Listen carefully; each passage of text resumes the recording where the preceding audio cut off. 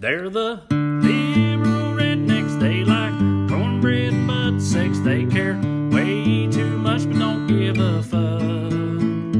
They're the liberal rednecks that makes some people upset, but they got 3 big old dicks that you can suck. You know what I mean? Like that just ain't a thing no more. Right. But hey, here we are on the WellRED podcast. You can go to wellredcomedy.com, WELLRED comedy.com. That's where you can check out. They're not up yet, I don't think, but a little birdie told me that it's getting pretty close to the world might be back to normal and we might be adding some stuff. So look for it. Subscribe to the newsletter. Download this podcast. Tell all your friends. You know, if you like it, I bet your buddy would like it. So anyways, we also got Through the Screen Door with Corey Ryan Forster, Evening Skews with Trey Crowder and Smart Mark Agee, and Into the Biscuit with Drew Morgan and DJ Lewis going on. All that. Hey, guys, what's up? Heidi. So the Oscars was last night, and for the first time in a long time, I know a couple of things that happened, but I don't know much. I used to be so into the Oscars. Me too. And I've always kind of kept up with them, but I didn't this year at all. And I'm sure this is controversial to a lot of people because I don't mean this in a shitty way. I don't mean this to take away from any of the winners or whatnot.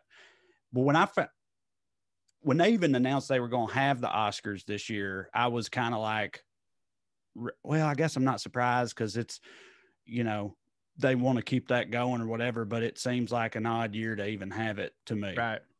Just because, like, I mean, you know, the obvious reason Hollywood was like effectively shut down for a huge chunk of it. And it seems like an asterisk type year. And that's what I'm saying. It's like, I don't mean that as an insult to the people that won. Like you should have an asterisk by your thing, but it's just a weird year. Well, here's the deal, So buddy. you don't know anything about what happened, or you just mean you didn't know about the movies? Because I don't ever know shit about the Oscars, and I know what happened just because I stay on Twitter and Reddit too much. Oh, see, I've been off Twitter, and the only reason I know anything that happened is as I was walking up here, Amber goes, "Did you hear what everybody's pissed about at the Oscars?" And I was like, no. And now, by the way, you got to understand when my wife says, "Do you hear what everybody's pissed about at the Oscars?" This probably means 2 teacher friends of hers on Facebook said some shit. Like it probably ain't even really a thing, but she was like, yeah, everyone's mad that Chadwick Boseman didn't win. And I was like, because here's how I interpret that. Here's what I think happened. Amber heard some people saying this phrase. I bet you there's a bunch of people pissed off that Chadwick Boseman didn't win. You know what I mean? Like no one actually said anything, but it was just like, I bet they're blah, blah, blah, blah, blah, because he's black and he's dead and he's a dead black guy. You know what I mean? That's what happened. People said some stuff, but it ain't quite as simple as he didn't win. Here's what went down. So I guess they did it very different this year. And they did them last. Well, they did. First of all, instead of doing best film last, they did actress and actor last. Actor was very last. They put him in the I hate this word, memoriam. Yeah. They put him in that heavily. They had part of their gift bag thing was an NFT, which is a little weird anyway. Non-fungible token. Are you guys aware generally of what this is? Okay. Here, I don't think I've ever heard of that. Generally, I'm aware that it's a thing. I know that it's digital art, but that's about digital art. But that's about as far as I know. Like to me, this definitely falls in the Bitcoin, Dogecoin thing where I'm like, I definitely know it's a big thing. I definitely know it's huge, but like I don't fucking know shit about it. So it's an attempt to create something kind of. So think about the Mona Lisa. Copies of the Mona Lisa are worth something. People will pay $30 for a poster or more for a good replica. But the Mona Lisa itself is non-fungible, meaning you cannot recreate this. Right. It is the digital age's attempt at that. Wu-Tang Clan didn't invent it, but they're the first people I heard of doing anything like this, where they made that album that only Martin Shkreli owned. Yeah. The idea is if we can prevent people from copying it, it becomes non-fungible. How can you do that though? Yeah, I'm not. Well, I'm not even a little bit following this. I'm not gonna lie. I think I'm too dumb for this. When you compared it to, as soon as you compared it to crypto, immediately I was like, if that's an accurate analogy, I'm not gonna understand any of this. And so far, it's in that world. It's not really like crypto. And by the way, I own crypto, and I have no fucking idea what it does. Right. Well, it's in that world, and I think the only way it compares to crypto is the attempt to make it secure. They use crypto technology. It's a little gimmicky, but the idea is to create something that's one of a kind and cannot be copied, which is getting harder and harder to do in the digital age. So that's where they gave out multiple copies of this non-copyable thing. Well, non-fungible can also mean there's a limited number, right? Like, like this is one of a series. So, but what is it? Like a hologram? This particular one happens to be a digital painting tap 3D image hologram of him. I mean, that's pretty rad. I didn't know we were doing that yet. Yeah. Right. So like little holograms. I mean, okay. I won't be one of them. I'm bad at I know what an NFT is because I've been reading about it. I'm bad with words. I don't want you to think you hit a button and fucking Black Panther can talk to you. That's definitely what desktop. I thought. Me too. I don't think that's the case. Okay. I well, think never you mind. have to, yeah. Well, anyway, I don't like the word fungible. Can we get that out of the air? I don't like it. Sounds like fungus too much. I don't enjoy it. Like non-fungible tokens sounds like a cream. I don't like that. Like I agree with you. I don't like the way it sounds either. But anyway. Well, it didn't hit for a lot of people that they sort of in their mind cynically or callously used his death to promote the show, build it. There was a lot of press about all of this stuff. They put it at the end. And then Steven Spielberg directed it. That's another thing that was different this year. The whole night was directed, quote unquote, like a movie. They didn't cut away to any clips.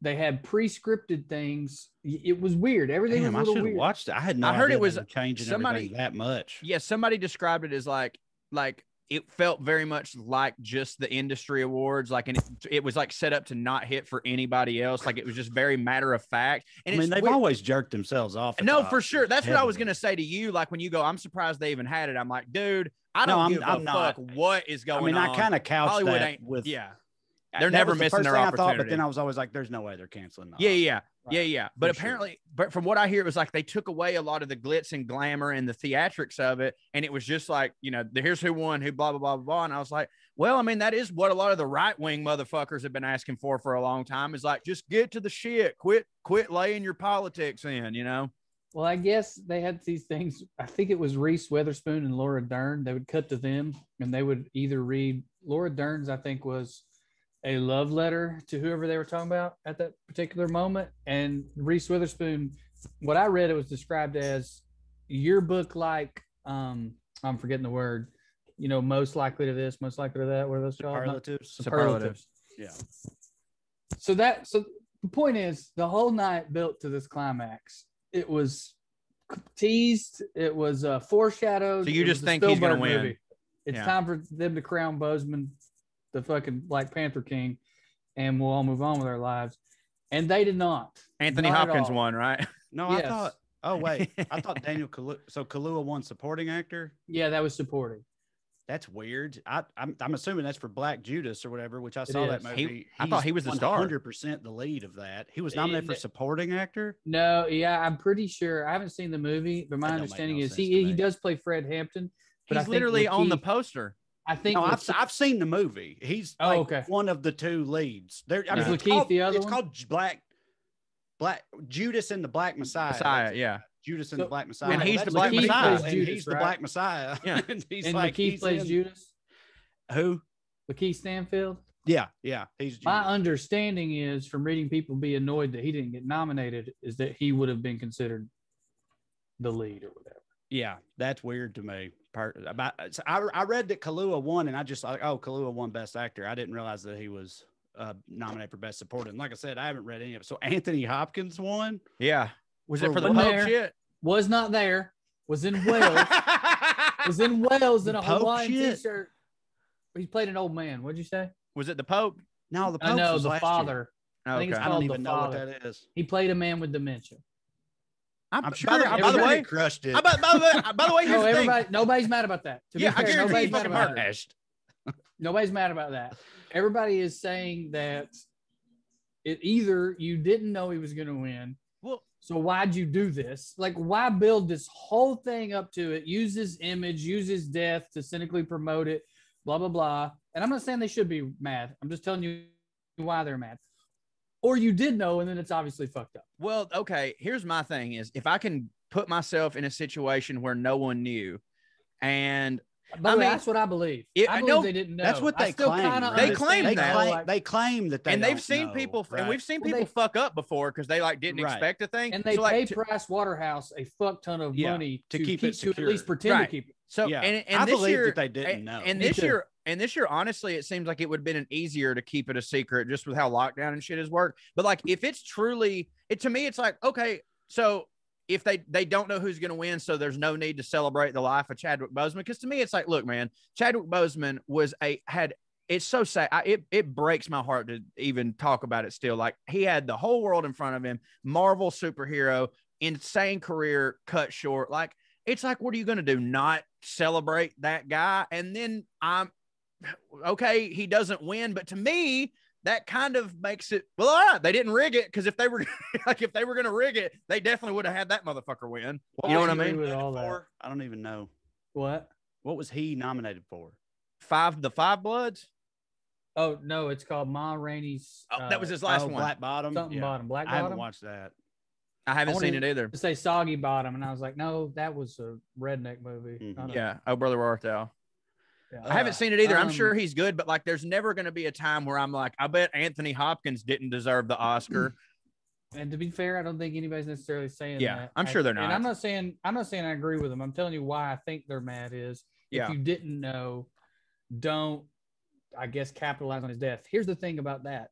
Hollywood is always going to capitalize. It kind of reminds me of when Sturgill Simpson got really mad at the CMAs for dedicating all the things to Waylon when he died, when they had, during the prime of his career, shit on him, said he wasn't real country.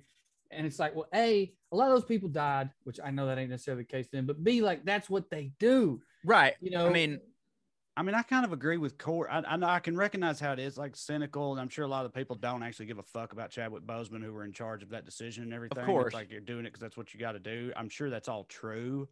But like Corey said, I mean, I feel like it would be more fucked up if they didn't, you know, honor him some way or another. And also, dude, definitely a huge, that type of thing don't happen often. And no, they had to do something to. I never want to defend. I would never defend an industry over something like heinous and horrible or anything, or just try to defend the industry over one human being. However, in a situation like this, it's like, yeah, I mean, y'all get the Academy gets to promote Chadwick Boseman stuff because, frankly, the reason that we all were saddened about him is because the industry made him be Black Panther. I mean, I know that he worked hard to get there and all that stuff, but like, dude, you know, at a certain point, like, the industry is like, yeah, look, you know, he was ours for a minute and then he died. And so I think that we get one last hurrah of fucking using him to our advantage. Like, that's just the reason we know Chadwick Boseman is because of that fucking industry. So it's not that fucked up to me because it's a very look at me business that we're in. You know what I'm saying? Well, it's what they do. So I think it's like being mad at the rain for being wet. Exactly. I still think it's, I guess, fucked up, but it's a fucked up industry. I guess to me, I'm not mad, by the way. I get what happened. It was a weird risk to take, to say, if you don't know, you know, if you're running that show and you have no idea who's going to win, to move it for that climax and no one in the room, not one person to go, isn't it going to be a bit awkward? Right. I mean, but see, that hits for me. I love it when a movie ends in a different way than I thought it was going to, because then you get to be truly surprised. You know what I mean? Like when you think the fucking soldier's about to pull it out and then he gets his fucking head cut. Like, dude, The Departed, when Leo gets shot, fucking holy shit. Sorry, spoilers for nobody that's seen that great movie, but like, that movie wouldn't have hit near as hard if he'd have lived. You know what I mean? I love shit like that. I love the swerve. Based on Whitey Bulger. Isn't it based on real life? No, that was that's the town. That's Black Mass. Black Mass. Yeah, the town is very much just fake. Keep throwing Boston movies out. Now Frank Costello, like Jack Nicholson's character is loosely based on a real person named Frank Costello who was in the Whitey Bulger world, but like it's all bullshit. But yeah, Departed is based on a Hong Kong movie. Mm-hmm. Okay. Yeah. You guys know, and it's the census just came out, so I'm certain this is new now or different now. When I was in Boston, there would be, I think, 4 million people in the city at any given time because of industry and tourists, but the population was actually like only 600,000. Word. So like if you count, no wonder they're so mad. if you just count living there, like it's not that big of a city, but it operates like a huge city because of commuters and tourists. Jesus, I'd be fucking furious all the time. That's probably true. A version that's probably true for most of the, like, I bet that's true for Chicago too, right? And it's got to be true for like, especially the Manhattan part specifically of New York. It's got to be. But the baseline is bigger with Chicago. With Manhattan, New York City counts Queens and Brooklyn anyway. So right. So that changes it. Yeah. This is a bit of a minefield, but since we're kind of on the subject, I've thought about bringing it up on podcast before, but it is a bit of a minefield. But we're talking about the Oscars right now. Them new rules they put into place. Y'all remember that? It was a big thing when it happened, but then it hadn't been talked about in a while. But they instituted some new rules this past year that go into effect, like in Hollywood, for the Oscars specifically. Oh yeah, you're not allowed to. You can't. I think it was sexually assault your secretary anymore. Yeah, you can't do that. Or if you're in a movie that hits, you can't be white and stuff. Right. No, that's a joke. I'm joking, but I'm talking about that latter part. Do you know what I'm talking? I think I kind of vaguely the year after. So now that you have to meet these, if you want to submit your film for, I think, any Academy Awards, you have to meet the Academy inclusion standards, right? They have 4 different standards, and your film must meet at least 2 of the 4. And in the 4 different standards, there are substandards, and you have to meet, like, you know, at least 1 of the 3 or 2 of the 4 or whatever. So it's like there's a lot of different ways to do it, which is why I actually think it's not that big of a deal, because there are a lot of different ways to meet them. But I just want, like, and yeah, before I'm getting this, yes, I think all 3 of us, I'm admitting a massive personal bias with this, what I'm about to say. But like I'm saying, hypothetically, if the 3 of us were making a movie and it was an Oscar bait movie and it was about like the horrors or the evils of fucking racism, you know, in like a town like where we grew up or something, like a real heavy drama about being raised by a racist ass daddy or something, whatever, something all tear jerky and Oscar baity like that. But it's about hillbillies, but has a real positive anti-racist message, right? Which is the type of shit that, of course, we try to do, you know. Then that's going to be a real white movie, super white movie. Yeah. But it's also going to be super woke. You know, it's going to have a woke point, but it's going to be white as hell. There's no way around it. Like that's just, you're going to have to do that. Or hypothetically, you're making a movie about, let's say, Henry VIII's reign. Like, Yeah. Like even if it wasn't the thing you're talking about now, I'm sure you've noticed too. They started doing this thing now, and I mean, I'm fine with it. Where they're just like, whatever, some of them were black. Yeah.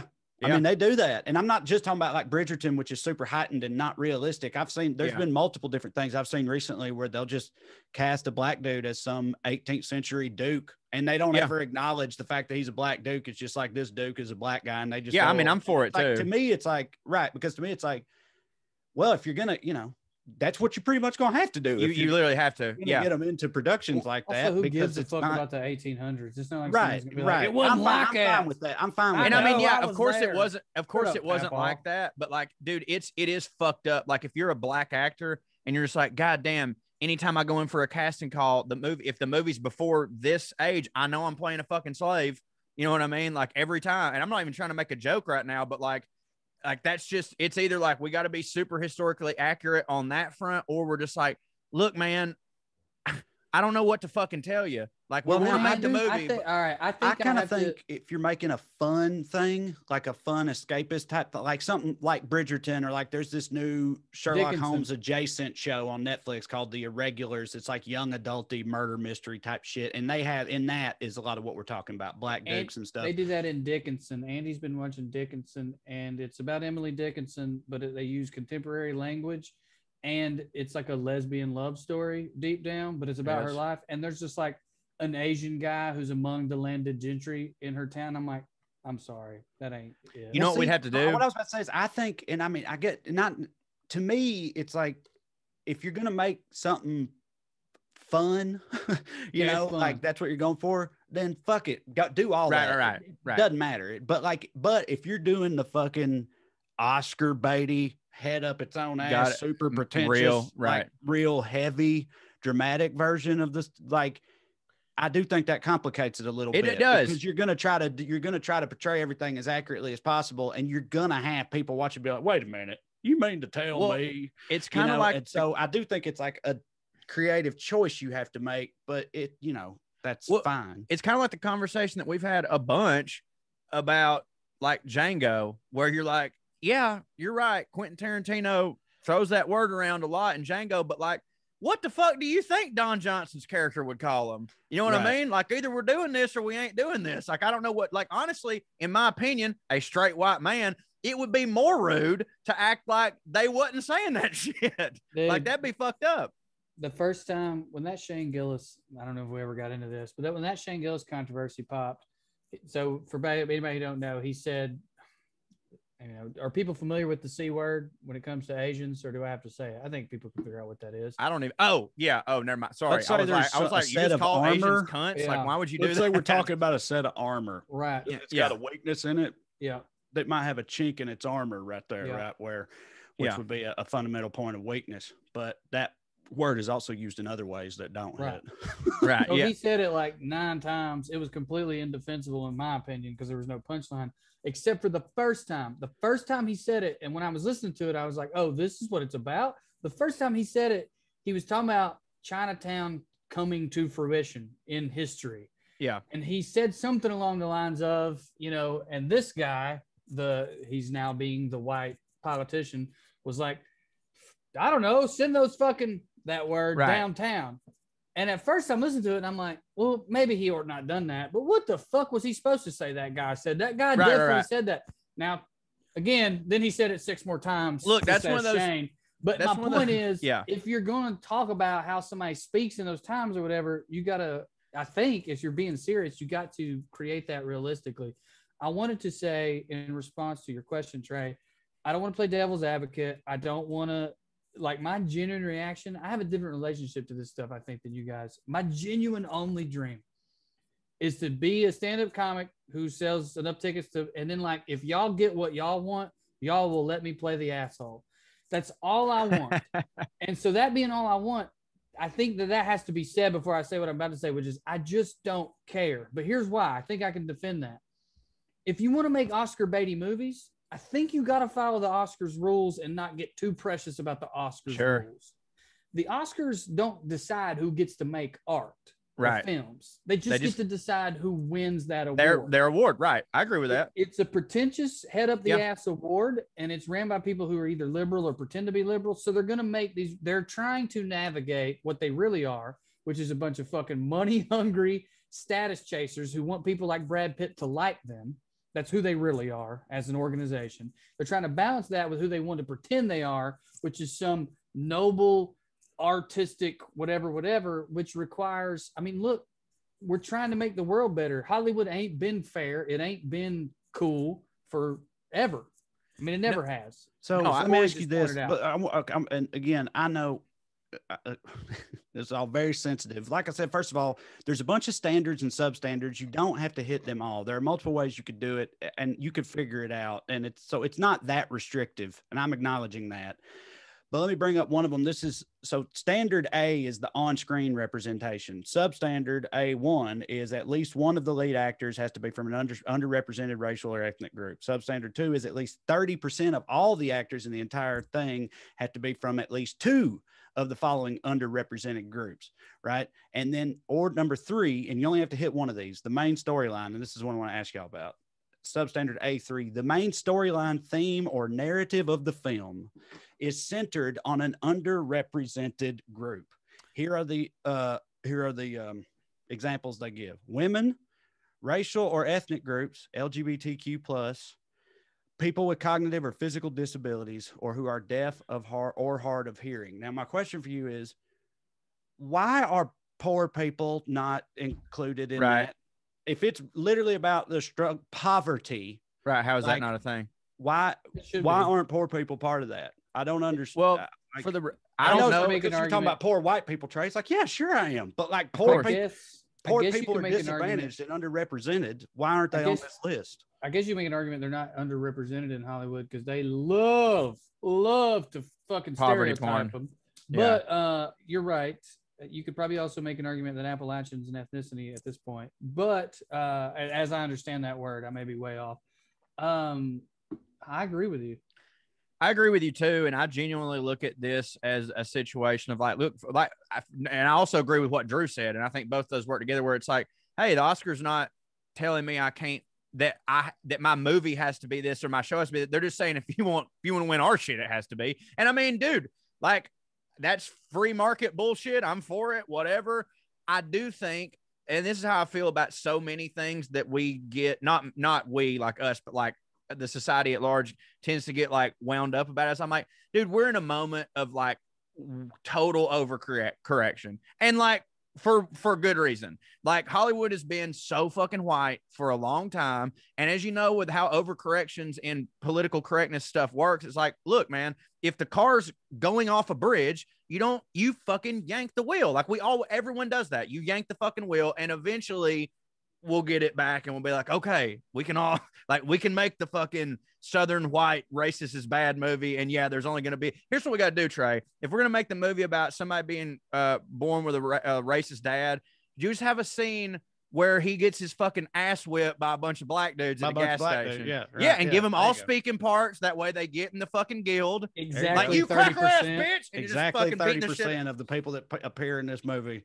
There's 15 accounted for in the black dudes at the gas station who whooped the racist. It's a scene where 15 you can figure it out. It's a scene where 15 black dudes beat the shit out of this one guy and call him a cracker, and then everybody's like, I mean, maybe I get why he's racist a little bit, and then we flip it, and then it'll be fine.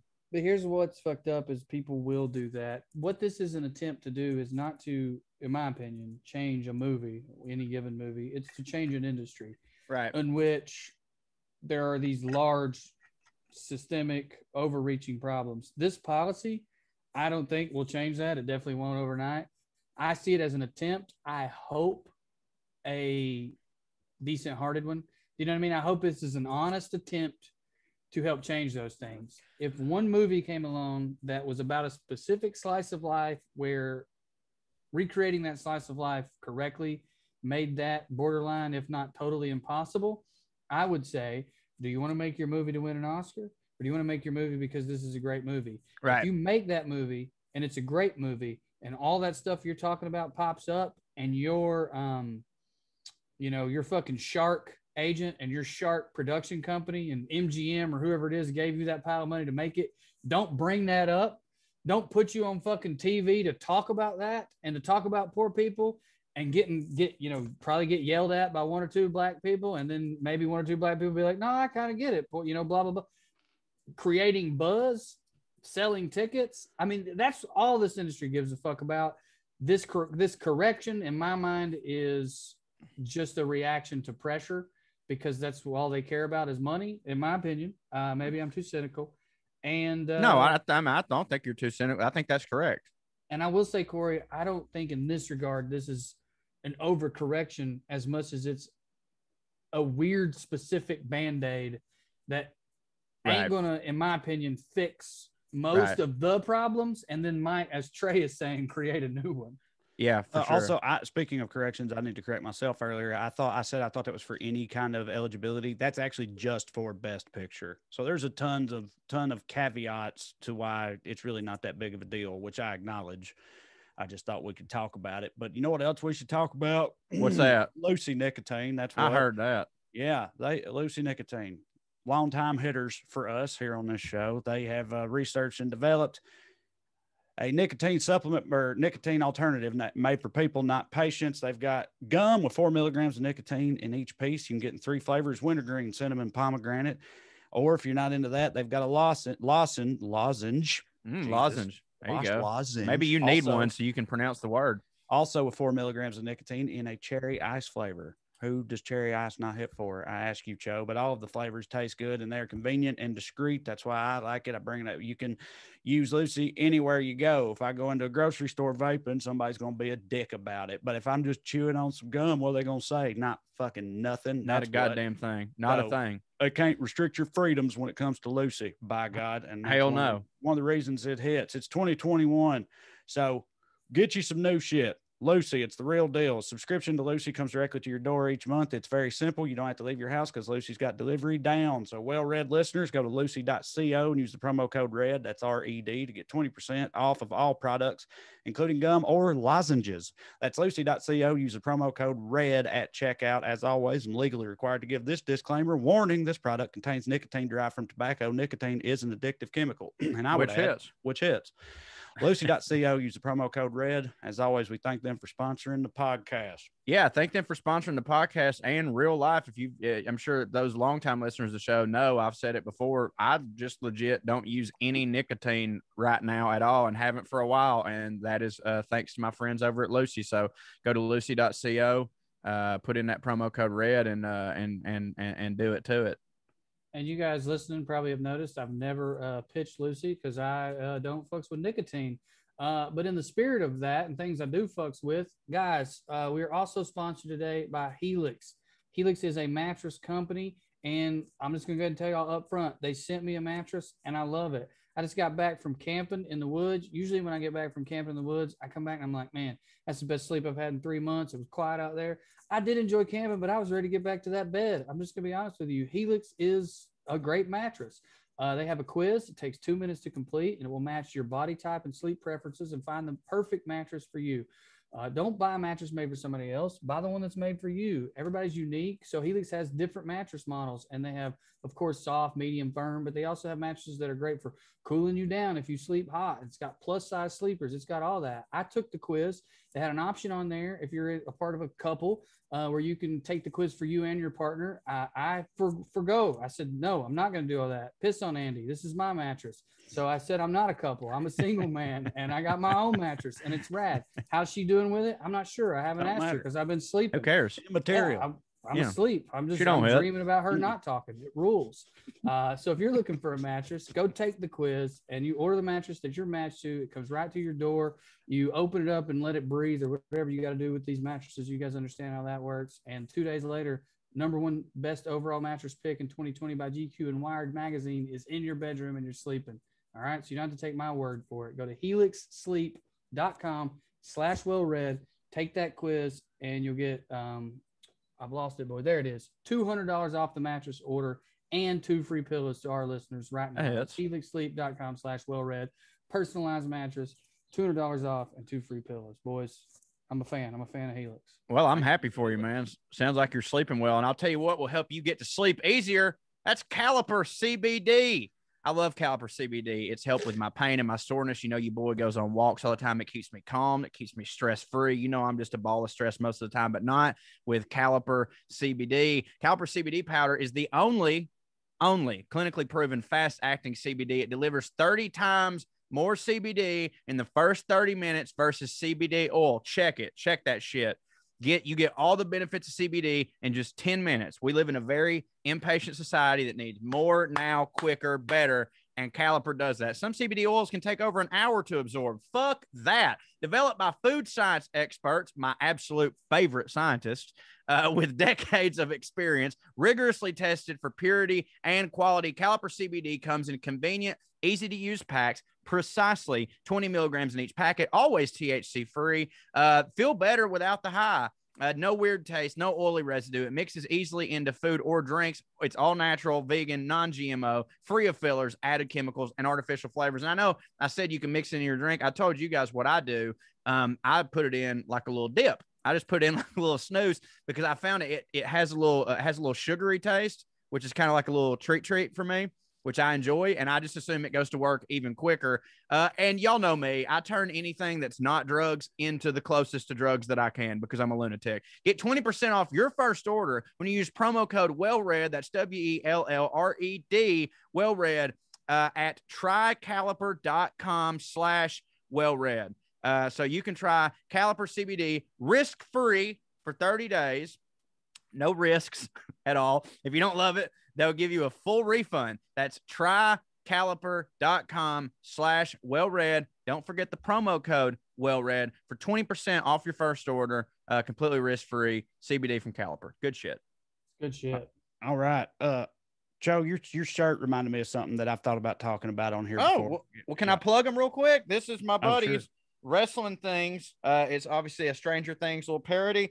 Powerbomb Apparel. My buddy Brian Kennison out of Louisville, doing some good stuff over at OVW Wrestling. They sent you boy this shirt, so there's your plug. You can look as fucking badass as me if you go to Powerbomb Apparel and get you one of these. Brian Kennison sounds like he played football, but at a time when the position he played don't exist anymore. Yeah, like he was a wing back. Yeah. Brian, actually, y'all just missed meeting Brian because he worked at the Comedy Caravan back in the day, like when y'all had just kind of started comedy, and he was just super into wrestling, and now he's one of the announcers at OVW in Louisville, and he's doing really cool stuff, and he just started a wrestling apparel company. So y'all would love Brian. We've gotten really drunk in Louisville together. So this is not a novel thing. When people make fun of wrestling, I feel like this is like a hack premise, but I wanted to talk about it a little more sincerely and get your take on it, Joe. And that's the like sort of, old boys fucking love wrestling, right? Yep. Love wrestling. Mm-hmm. But the hack premise that always gets pointed out is like, if you're removing yourself from it, taking a few steps back and being kind of objective about it, it's, a little bit homoerotic. Yeah. Right? And old boys, stereotypically not into homoerotic things. Like, no, don't hit for them. Stereotypically big thing. And so the squaring of those together. Now, of course, me, I love homoerotic stuff. Everybody me too. I wish they were naked when they were wrestling. Yeah, right. And they used to be. So wrestling's always, I'm sure the Greek version of old boys, they loved wrestling back then, and they used to be butt ass naked. Oh yeah. You might accidentally catch a butt fuck. Yeah. Who knows? It's just a little bonus back in the day. Homoerotic's my best erotic. Like when I was in college, me and my buddies, some of them been in the military, and then the rest of us were just idiots. We used to fucking wrestle at parties all the time. You know what I mean? And I wrestled Ben Thompson naked one time. I know, right? Yes, dude. People. I was on meth. Loved it. The Australia boys, the boys I went to Australia with, we used to hump each other. Yeah, vigorously for long amounts of time. That was the joke. It's not feels funny. Good. Until you do it for 2 minutes in front of your new girlfriend. We literally ran 2 girlfriends off. Well, we used to do that too. Yeah, for sure. Gay chicken. That's right. Though. But the wrestling is always a huge hit. And the most redneck of the Salina boys around would be like, boys, that's some of the best goddamn wrestling I've ever. And it wasn't. It was like, me and my cousin Trey, 2 like pieces of shit named Trey rolling around in a yard, but it was hitting for people because people just like wrestling. Right. But like, I don't know. What do you think about that, Cho? Like, is it a thing? Does it ever even cross? Is it just an immediate mental obstacle that they get over right out the gate? And if you brought that up, they would get defensive about it. Be like, no, it ain't. No, it ain't. Fuck you. No, it ain't. Or like, I don't know. Tell me about it. This is going to, I don't know if it'll surprise you that much, but it will probably surprise a lot of people. Hell, it surprised me really. Cause like I was a huge fan of wrestling when I was a kid. Got out of it just a little bit because here's how I will describe wrestling fandom to people who don't understand it. It sort of has a similar arc as your Santa Claus, believing in Santa Claus. And let me explain. When you're a kid, you believe it and therefore it's awesome. And then one day you get told that it's not real and you're like, man, what the fuck? And then you go through a period where you're like, fuck that shit. And then you get older and you realize, and you like now Santa hits for me even harder than he did as a kid as a concept, because I'm like, oh, what, man, like it's actually cooler that somebody came up with that instead of it being real. And I feel the same way about wrestling. Like as a performer, I like wrestling almost more than I did as a kid. Cause I'm like, holy shit, did you see that move that guy pulled? When I was a kid, I was like, they're Superman. Of course they can do a backflip onto a goddamn table. But now I'm like, holy fuck, I can't believe they did that. So it's kind of similar, but also now that I'm older, the people who are still wrestling fans and are older are actually a pretty liberal group of folk. Like sincerely, I know that there's still like my uncles out there, but like a lot of wrestling as a subculture really has a lot of people pushing for progress in the LGBTQ community. So clearly they don't mind the fucking humping and stuff like that. I feel like people who like, dude, I've been at wrestling events where there was a transgender wrestler and an old boy like thought he was about to be cool and like talk some shit, and that motherfucker got talked out. Like, you know what I mean? Like that motherfucker got made aware by some people who sounded a lot like him. It was like, hey, boy, that ain't cool. That ain't how we do it here. We're trying to watch the goddamn show. And they got talked out the fucking building. So, like, I don't know, man. You would think that, but at the same time, look what Gold Dust really hit for a lot of my friends and like the parents. And like, there were some people that were like, you don't need to watch that queer, I guess. Say, okay, I'm glad, I'm glad plenty. you acknowledged it because this has come up before. And dude, I never had a problem with Gold Dust, but like that wasn't the case in Salina. Yeah, really. You're right. My brother's people favorite. were weirded out Me by too. him, you know, for obvious reasons. You know what? Now that you say that, of course that's the case because that's 100% why I liked Gold Dust because it's the same. I liked Gold Dust the same reason that I liked Dennis Rodman because people around here were like, no, anyone but them, anyone but them. And I was like, but then they hit for me the hardest because y'all don't like them. Wrestled.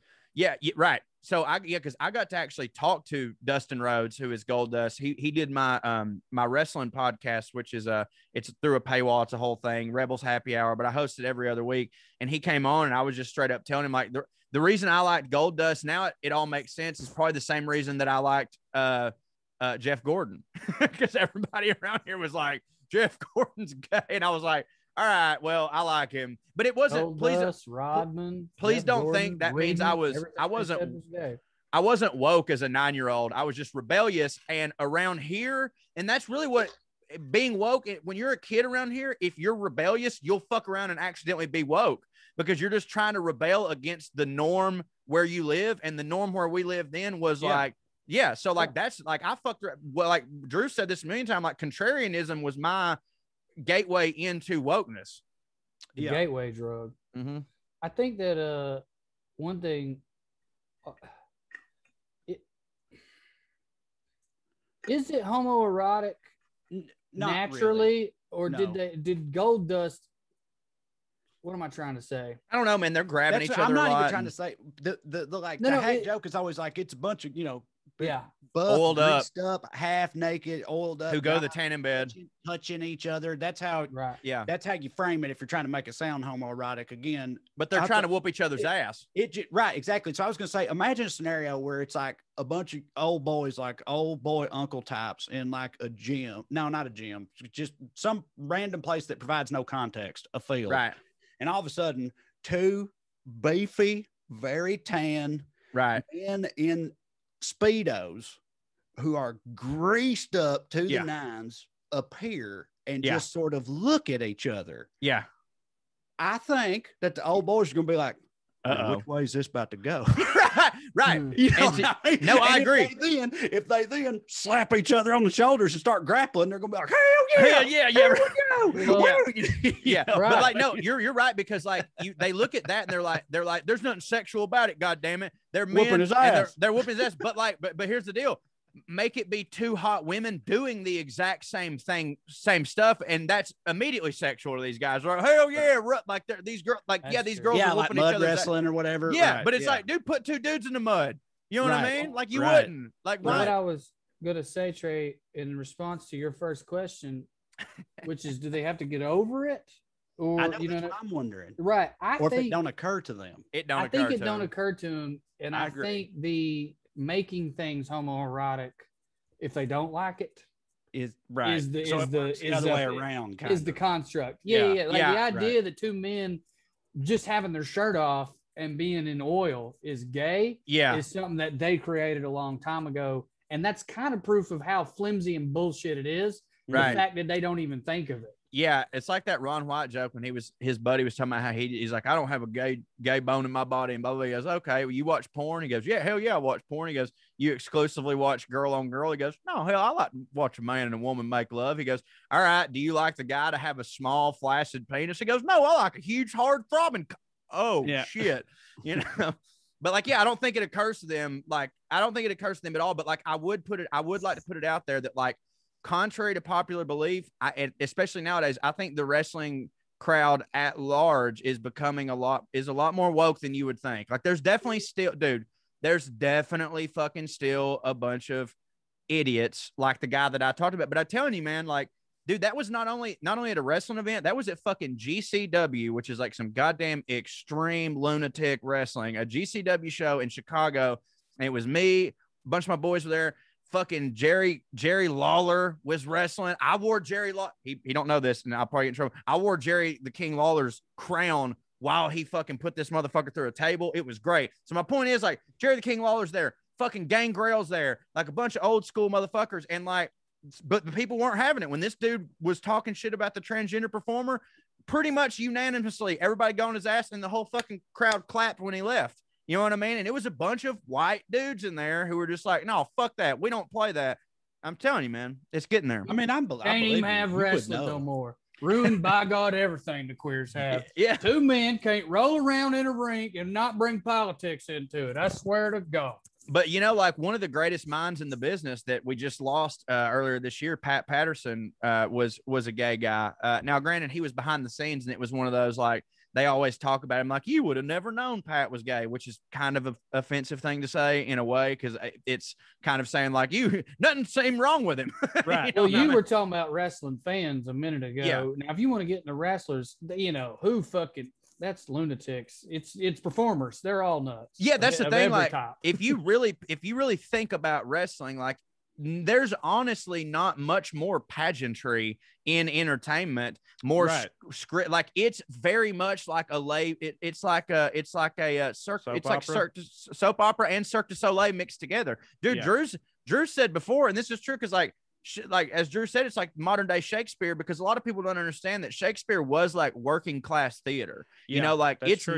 It's now super like, oh yeah, if you like Shakespeare, you must be like fucking Patrick Stewart sitting there having, but like, no, back then that was for working class people. And there like were dirty jokes and shit in there. Absolutely. It was considered low class because it was like, you know, a kind of romance novel. For sure. Like and wrestling. Like, right. When Elizabeth fucking kissed Hulk Hogan, son, I threw a pillow at the TV. I tried to fight my brother. I ain't ever been that mad. But when wrestling, that was a romance story.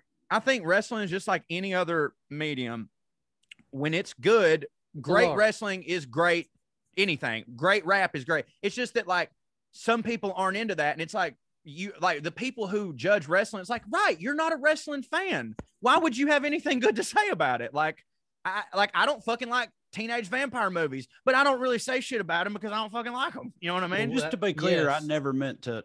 No, I know you weren't. Also hits for me. I wasn't trying to make it sound. I know you weren't. Okay.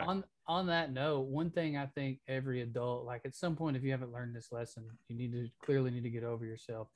Anything that there's like a subculture or a culture that kind of builds up around, there's something to it. There's something to it. It might not be for you, but you can't shit on something that gets that popular with that many people. Even if you despise it. Let's take a perfect example for our listeners: Donald Trump. Right. I despise that motherfucker. But you can't say there's nothing there. You can no longer deny that there's not some skill or whatever, whatever word. Right. It even hurts me to say it. I'll admit that it hurts me to say it, but my sure. point is you have to acknowledge humans reacting positively to things people are doing. Well, I mean, that's what I say about a lot of things. I mean, usually it's defending stuff I'm into, but like in some scenarios, it's like, yeah, man, sometimes 50 million Elvis fans truly can't be wrong. Like, it's just how, like, some things are undeniable. I feel that way about Jimmy Buffett. Like I know a lot of people don't. And let me say about Trump, do y'all acknowledge that? That's the thing, is hate, and that sucks in and of itself. It's hate that he is good at. I'm sorry. Who? Go ahead, Trey.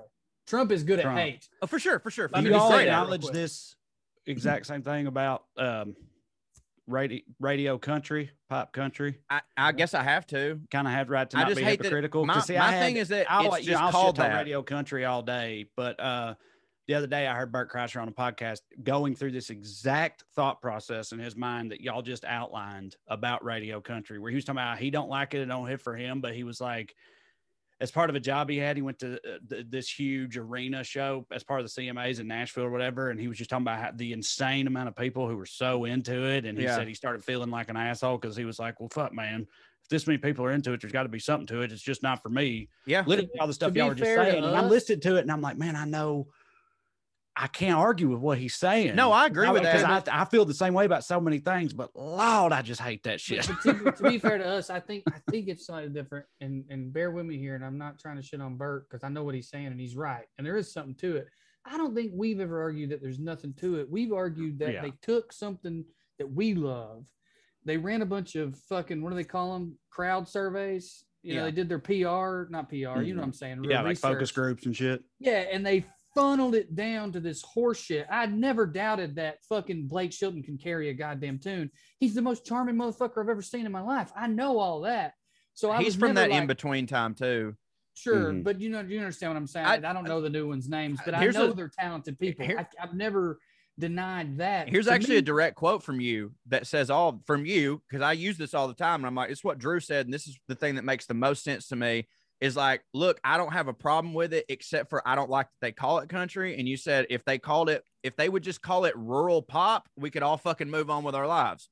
Like, because the reason that we hate it is because we love telling people we love country music, but we hate it when they go, hate. Right. So if that never had to be, if they were like, there's country music and there's rural pop, just like there's hip hop and there's gangster rap, like we have these two fucking separators, then I'd be fucking fine with it. Well, and I don't want to get you in a weird position, Corey, with all your various interests and business interests. And I don't know, this will make sense in a minute. I feel like AEW almost exists because a lot of people in that world were going, this new WCW shit's watered down. It's in other words, they were fans of wrestling and they didn't like where the popular version of it was going. Absolutely. So I think, Trey, we are that. We are people going, no, I fucking love country music more than anybody. And I'm so happy that these people have found Brantley Gilbert. Good for them. You and Brantley go fuck off somewhere. As long as y'all are there, you ain't beating up black people or whatever. But I'm AEW or GCW or whatever. You know what I mean? And so I don't think I'm an asshole for hating Brantley Gilbert. No. I don't want him to not exist. I just wish that he'd stop being on CMT. But that's CMT's problem, not Brantley Gilbert's. Like, well, fuck Brantley Gilbert. I know, but I'm saying, like, well, is he done something like actually bad? Like, is he? I don't know. His name. But that's my thing is like, because I'm with you, like, because I'm the dude. Somebody even like quoted me on it like three days ago on Twitter. We're like, I can't tell you how many times on Through the Screen Door, Coon will be shitting on something, and I'm like, man, I really am trying to be more positive lately, and I have to put myself in a place of when somebody says, what do you think about this? Instead of going, this fucking sucks, I have to think about it for a minute and go, does this suck or is it just not for me? You know, and I try to, so like, yeah, it would be, if I'm going to live my whole life like that, I have to include fucking pop country music. It makes me sucks. But it doesn't suck as like, those people are incredible musicians. Those same musicians are making the albums I love. Right. The industry sucks. Right. Yeah. That's what I mean. But in that world, there's no denying that Florida Georgia Line is real fucking good at that.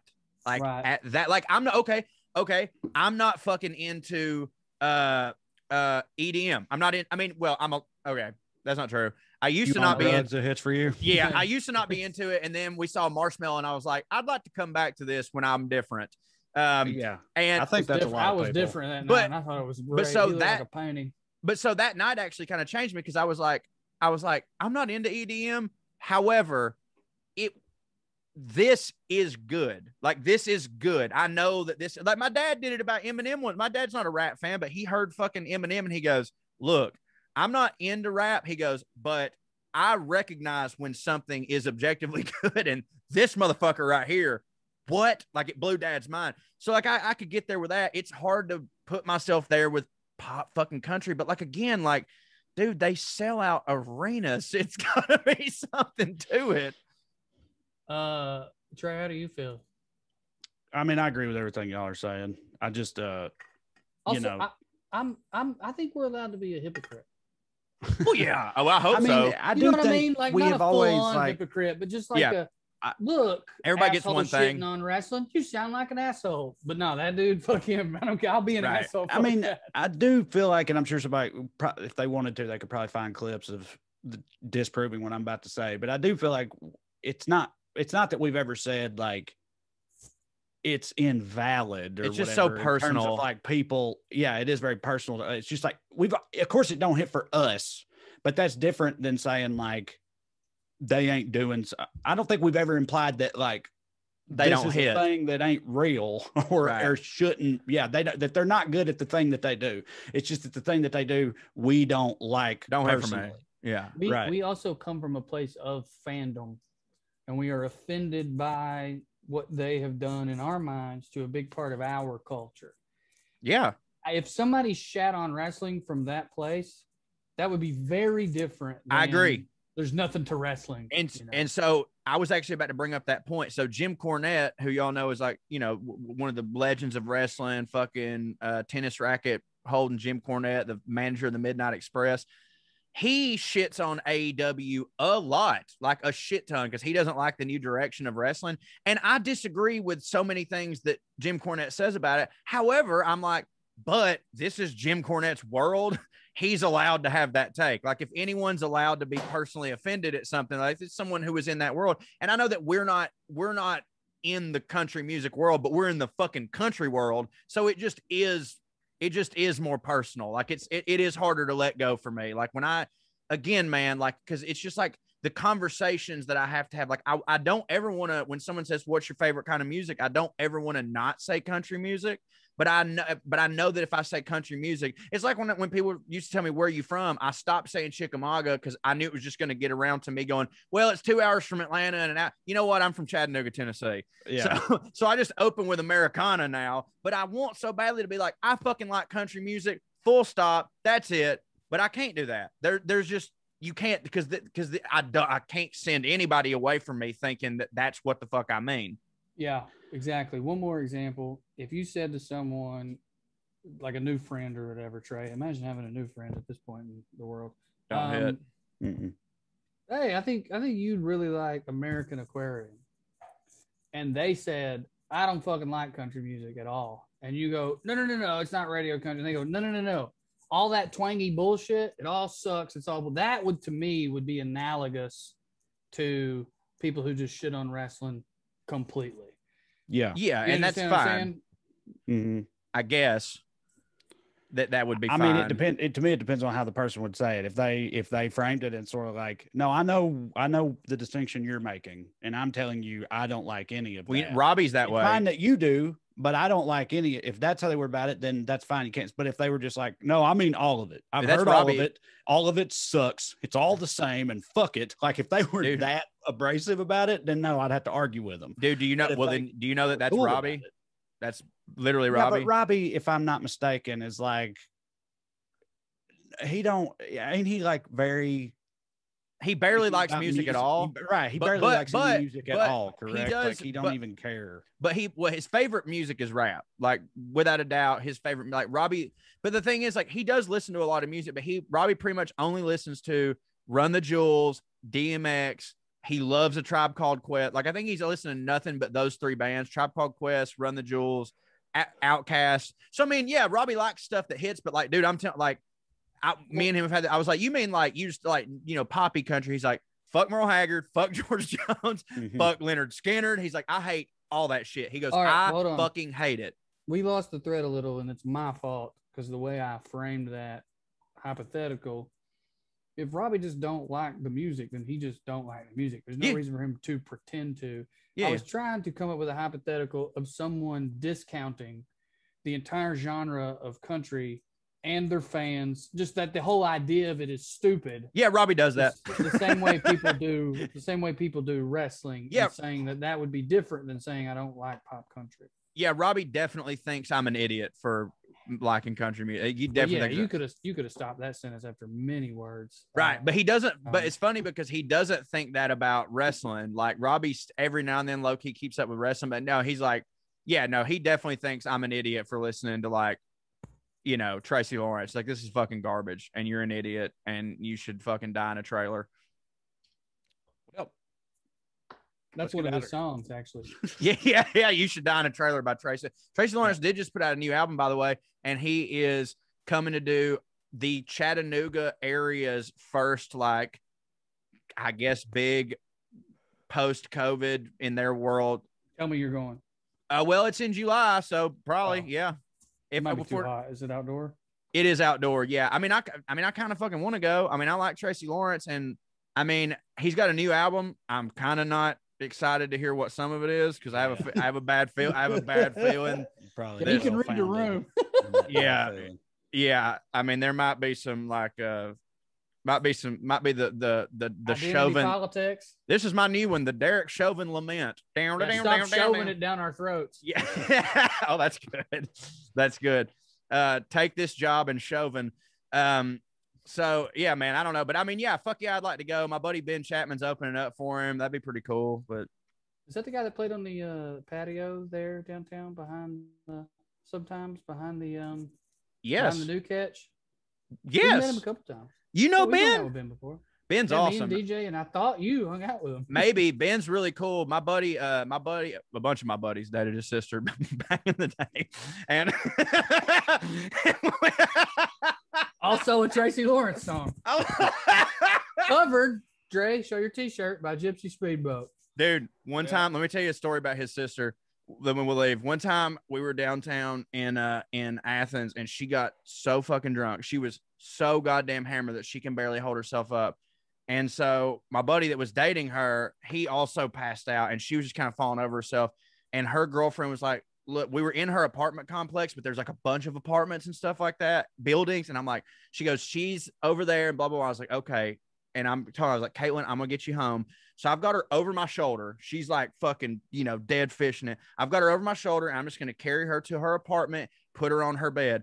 Well, as we're walking, like, it's me looking like how I look, carrying a lady. I get it. I totally carrying get it. A lady. Now, Caitlin definitely knew when I picked her up, but then she went to sleep and forgot that I'd picked her up. So we're walking, and in this apartment complex, a van comes pulling up, and it's a cab driver, and he's letting a bunch of people, and he goes, hey man, you good? And I go, yep, we're fine. And she wakes up and doesn't even know who I am. She just realizes she's on somebody's shoulder, and she just starts going, rape. And I'm going, no. And he goes, hey buddy, you okay? And I go, no. She's just about to pass out drunk, and I'm just taking her to her fucking bed. I'm like, I know how that sounds. I know how that sounds. I know you know her, but I'd have dropped her ass so quick. Like, I got her. No, I got her off. I got her off my shoulder, sat her up so she could see me, and I was like, Caitlin, I'll bleep that out. I'll bleep her name out. I was like, it's fine. It's cool. And she goes, oh, hey, never. And she just looks at the cab driver. I was like, never mind, not right. And unless you want, but like it, but so like it, so I got her up to her bed and laid her out and then left. And that was all there was to it. But like, dude, there for a moment, like it looked pretty bad. I ain't gonna lie. Yeah, no shit. That's a fucking nightmare. I'm definitely gonna have to bleep some of that out. Well, this is quick. It was a stranger, which in some ways makes it way worse. Oh, yeah. Harrison Tweed and I left an open mic or a show down in the Village late at night, and this woman was slumped up against the door of her apartment, sitting down with her keys out, going like that. And she just looked at us and was like, let me get in. And me and him looked at each other like, I don't know. We can't leave her here, but Jesus But Christ. we also can't have our fingerprints on them keys. So we're like, he's like, let me see the keys. And he starts fooling with the door. I like stand her up. There 4 people walk by. It was the same kind of awkward thing. We get her in there. At this point, she's falling over. Elevator, of course, there's been no one there the whole time. We get her in, and then someone from her building comes in, and they're looking at us, and we're like, look, if you take her. Literally, you take her. And then that couple was like, no. Take this bitch, please. Luckily, this happened after they got off. She had that moment. She never passed out as far as I know, where she was like, no. Yeah. Starts hitting elevator buttons. We're like, it's fine, ma'am. It's fine. It's fine. We're not even with you. We don't even care. Go to your apartment. Where is it? And she's like, it's floor 7. We're like, okay, go to floor 7. Gets off the elevator at floor 7, starts crying. Then she's like, can you help me get my apartment? And then had the same thing happen in her. She had a freak out in her own apartment, thinking Harrison was there to, whatever. And then this is sad, but so funny. You guys know Harrison. Yeah. Harrison is very good looking. Yeah. I watched this woman come to, freak out because a man was in her apartment, shove him away, look at him, and then be like, and then go, this is fine. Yeah. Just like that. Yeah. And I started horse laughing, and then she heard me and did not react that way to me, and we had to do it all over again. Yeah. Yeah, you'll have that. Speaking of Harrison, I actually I'm on the latest episode of his podcast, the Sex Symbol Project. So you can go hear me just crawl right up my own butt about myself for about an hour. That's it. All right. Bye. What a great abrupt. Yeah. I love that Trey's just like, cool. And we're fucking out. All right. Yeah. Hey, yeah. Download and subscribe to the podcast. And tell all your friends, and be safe. And we hope we see you on the road very soon. And skew. They're the liberal rednecks. They like cornbread and butt sex. They care way too much, but don't give a fuck. They're the liberal rednecks that makes some people upset, but they got 3 big old dicks that you can suck.